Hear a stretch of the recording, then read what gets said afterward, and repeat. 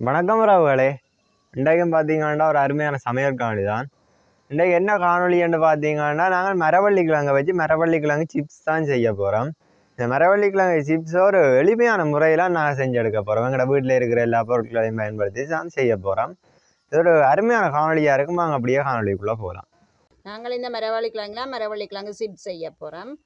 இது நல்ல பசப்படியான மரவள்ளி கிழங்கு. நாங்கள் முதல் இதில் வாங்கி சமைச்ச நாங்கள் அப்போ அதில் நல்ல கிழங்குன்னுட்டு தான் இந்த சிப்ஸ் செய்கிற இது எடுத்து நாங்கள் இதில் தான் நாங்கள் இப்போ மரவள்ளி கிழங்கு சிப்ஸை செய்ய போகிறோம். அதுக்கு நாங்கள் இதை உரிச்செடுப்போம். நாங்கள் இப்படி கீறிட்டு இப்படியே உரிக்க இது வந்துடும். நல்லா உரிபடுது இந்த கிழங்கு, நல்ல கிழங்கு. இந்த மரவள்ளி கிழங்கு வந்து உடன் கிழங்காக இருக்க வேணும். இப்போ நேற்றியாங்கிழங்கு அப்படி நாங்கள் பாவிக்கக்கூடாது. அது கொஞ்சம் நச்சுத்தன்மை அப்படி வந்துடும். நீலக்கோடுகள் அப்படி வந்திருக்கும். நீலக்கோடு இருந்தால் அந்த கிழங்கு நாங்கள் சாப்பாட்டுக்கு எடுக்கக்கூடாது.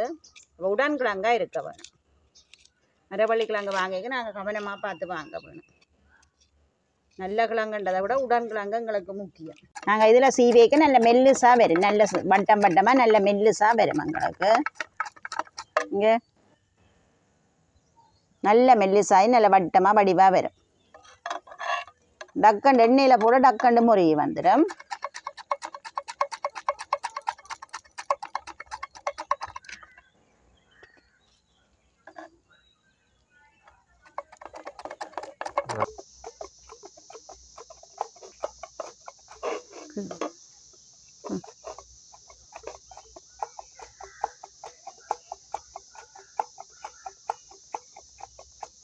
நல்ல மெல்லிசாக வரும். எண்ணெயில் போட்ட உடனே பொரியும். மற்ற சாப்பிடக்க நல்ல முறுமுறுப்பாக இருக்கும். நல்ல ஒரு சுவையாயும் இருக்குது. நல்ல மெல்லிசாக வரைக்கும் நாங்கள் இப்போ சீவை நல்ல வடிவாக கொட்டும். எங்களுக்கு வந்து நாங்கள் இப்போ உப்பும் மஞ்சளும் தான் பிரட்டி பொரிக்க போகிறோம். சில பேர் தூளும் சேர்த்து உங்களை உரைப்பு தேவையண்டா தூளும் சேர்த்து பிரட்டி பொரிக்கலாம். எங்களுக்கு இப்படி நாங்கள் கட்டரில் சீவிக்க எங்களுக்கு ஒரு 2 கிழங்கு நிறைய வரும். இந்த நல்ல மெல்லிசாக தானே சீவுது. அப்போ அது நிறைய தான் வரும் எங்களுக்கு.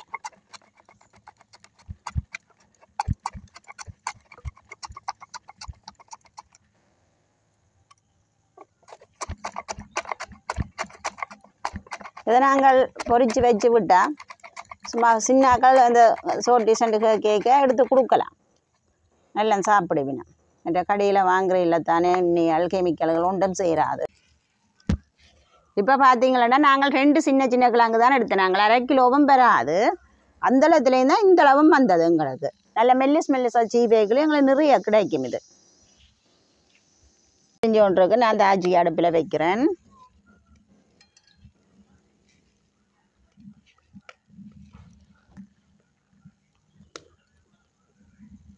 நான் எண்ணெயை விடுறேன்.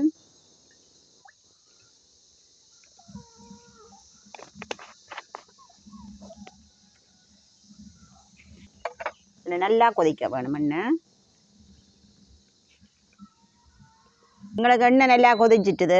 நாங்கள் போட போகிறோம். இது கவனமாக பார்த்துட்டுக்கணும். டக்கண்டு கருகிடும்.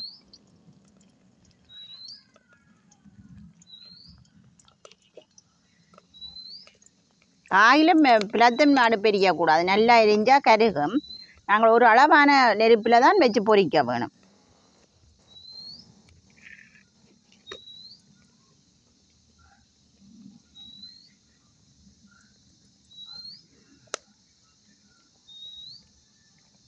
எண்ணெய் நல்லா கொதிச்சு கொண்டிருக்கு.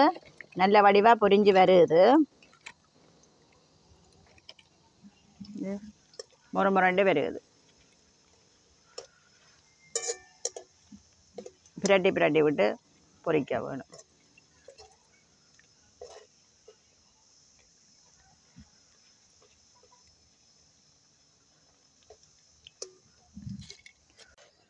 நாங்கள் இப்படி பிரட்டி விட்டு பொரிக்க விடணும். இந்த பெல்லிஸ் தானே டக்கண்டு கருகிடும். அதுக்காக கொஞ்சம் பிரட்டி கொண்டு கவனமாக இருக்கணும்.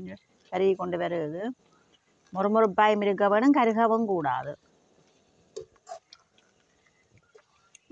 அதுக்காக நான் பிரட்டி கொண்டே இருக்கிறேன்.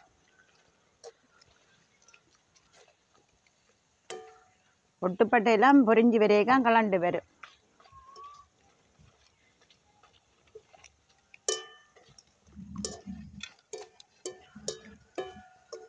இது பொரிஞ்சு வந்துட்டு இதை நான் படிச்சு எடுக்க போறேன்.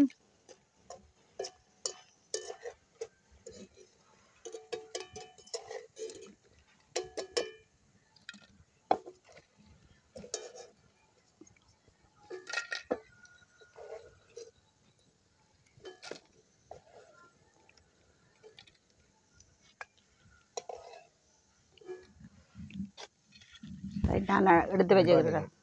மிச்சத்தை போடும். மிச்சத்தை நாங்கள் இப்படியே போட்டு பொரிப்போம். கரண்டியால் போடையில் அதெல்லாம் விட்டுப்படுது. அதில் நான் கையால் போடும்.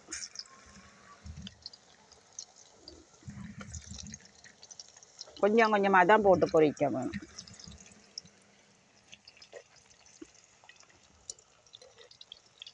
நாங்கள் அடுத்த தரம் போட்டதையும் அப்படியே படிச்செடுப்போம். நல்ல முறுமுறண்டு வந்திருக்கு, கலகலண்டு இருக்குது எங்களுக்கு. அப்படியே எல்லாத்தையும் கொஞ்சம் கொஞ்சமாக போட்டு பொரிச்செடுக்கிறேன். நான் கொஞ்சம் எண்ணெய்க்குள்ளே போடுறபடியாக தான் கொஞ்சம் கொஞ்சமாக போடுறேன். எண்ணெய் மிஞ்சினால் அதை பாவிக்கையில் ஆண்டதுக்காகத்தான் நான் கொஞ்சம் எண்ணெய் விட்டு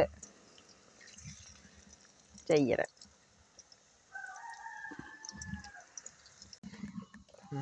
நாங்கள் 2 கிழங்கு தான் வெட்டி பொரிச்சினாங்க. எங்களுக்கு ஒரு பிளேட் சிப்ஸ் கிடைச்சிருக்குது. அதை பொரிக்கவும் எங்களுக்கு நிறைய வரும். பொரிஞ்சு வரையக்குள்ள நல்ல நிறைய கிடைக்கும். எங்களுக்கு நல்ல பொரிஞ்சு வரையக்க நிறைய வரும்.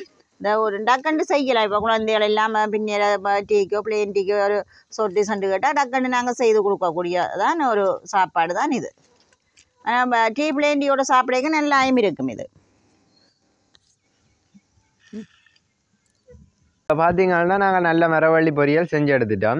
இதை பார்த்தீங்கன்னா வீட்டிலேயே மிக மிக எளிமையான முறையெல்லாம் செஞ்சு எடுத்துருக்கோம். வீட்டில் இருக்கிற அவ்வளோ பொருட்களையும் பயன்படுத்தி இதை நாங்கள் பாருங்க அவ்வளோ மெல்லிசாக நாங்கள் இதை செஞ்சு எடுத்துருக்கிறோம். அப்படி உடைச்சாலே உடைஞ்சி வருது. அவ்வளோ மெல்லிசாக தான் நான் இதை சீவி செஞ்சு எடுத்துருக்கிறோம். இதே மாதிரி நீங்களும் வீட்டை கட்டாயம் ட்ரை பண்ணி பாருங்க. அதை நான் இப்போ சாப்பிட்டு பார்க்க போகிறேன் எப்படி இருக்குதுண்டு. கடையில் எப்படி நாங்கள் வாங்கி சாப்பிட்றோமோ அதிൻ്റെ டேஸ்ட் வந்து நார்மலாக குறையுது. ஏன்னு சொன்னால் இந்த கடைகளில் எல்லாம் வந்து சுவை ஊட்டியால் சேர்ப்பினோம். அதனால் எங்களுக்கு அது நார்மலாக மாறும். அந்த டேஸ்ட் நார்மலாக மாறும். மற்றும்படி கடையில் வாங்குற மாதிரியே தான் இருக்குது. இதை நீங்களும் வீட்டில் கட்டாயம் ட்ரை பண்ணி பாருங்க. பிள்ளைகளுக்கு அப்படின்னா அந்த பின்னேரன் டீயோட பிள்ளையன் டீயோட ஸ்நாக்ஸ் எதுவும் இருக்குதுண்டு. அப்போ இதை நீங்கள் கட்டாயம் கொடுக்கலாம். ஒரு மரவள்ளி பொரியல் தானே, இதை கட்டாயம் பிள்ளைகள் விரும்பி சாப்பிடுவினோம். அப்போ நீங்களும் இது மாதிரி வீட்டில் மரவள்ளி கிழங்கு இருக்கும்போது ட்ரை பண்ணி பாருங்க. இதோட நாங்கள் இந்த காணொலியை முடிச்சுக்கொள்வோம். பாய்.